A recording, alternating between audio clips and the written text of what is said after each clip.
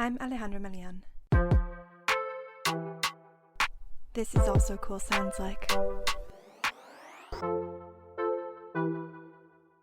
Sometime in March, before I had even gotten my first mask, I found myself standing outside my friend's living room window.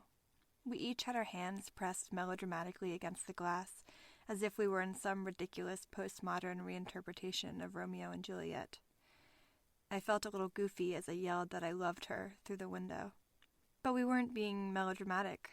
We weren't being ridiculous, were we? The next day, she flew back to BC, escaping what was then Canada's COVID epicenter. She hasn't come back yet. And when I see her Instagram posts of the ocean, the wide open spaces and the quiet forests around her, I can understand why.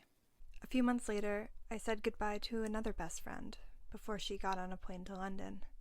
This goodbye had been planned, but we mourned the summer we were supposed to have spent dancing at sweaty shows, tangled together drinking in the park, and filling our apartments with food and friends of friends of friends. It seems like I said goodbye to more people this summer than ever before, a feeling that I've heard repeated by all of us who have stayed behind. I guess it's partly COVID. I guess it's partly getting older, moving forward with life. I have to say it's tempting to think about leaving myself, and maybe at some point I will. But I love this place. I fell in love with Montreal 8 years ago now, and it's here that I found the great loves of my life, in places and experiences and people. Here I've had love. Here I've had heartbreak. Here I've had healing. Over the last few months, we've all gone through a big collective heartbreak. We've had all the things that make us love living here ripped from us, except the parks. Big shout out to all the parks for keeping me grounded.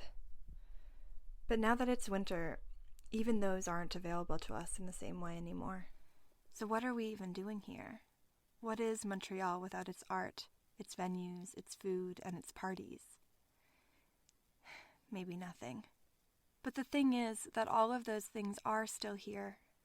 I'm so proud to be part of a community that has done all it's been able to do in this strange new world.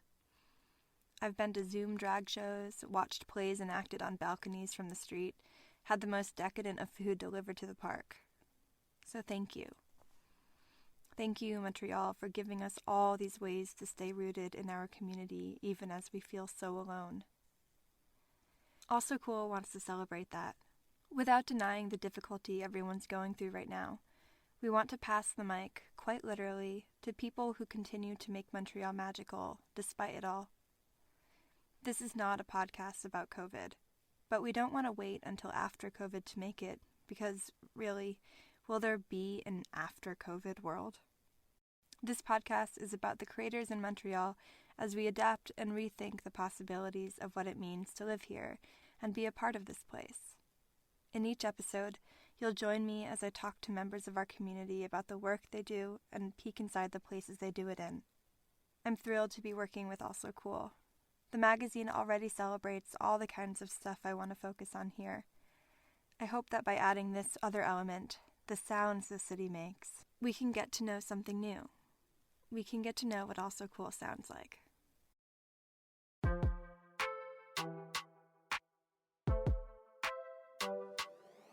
I think SGB is a queer space simply because it is owned and operated by queer people. I've always been very attracted to accessories in general. I would dress up like most kids, and it was all about the shoes, all about the handbags, and all about the jewelry.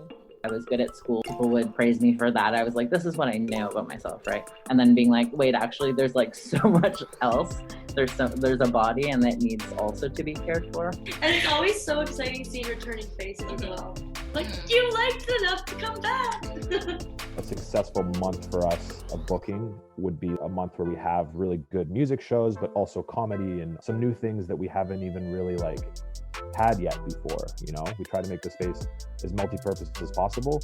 I don't know. I love the way that Quinn draws. I love how she does it all. I'm not a visual artist in that way at all. Like every single thing that she makes, I'm like, what? Like I feel like I'm witnessing magic happen. That rush that I got when I was a kid after making this thing, it kind of implanted itself in my heart.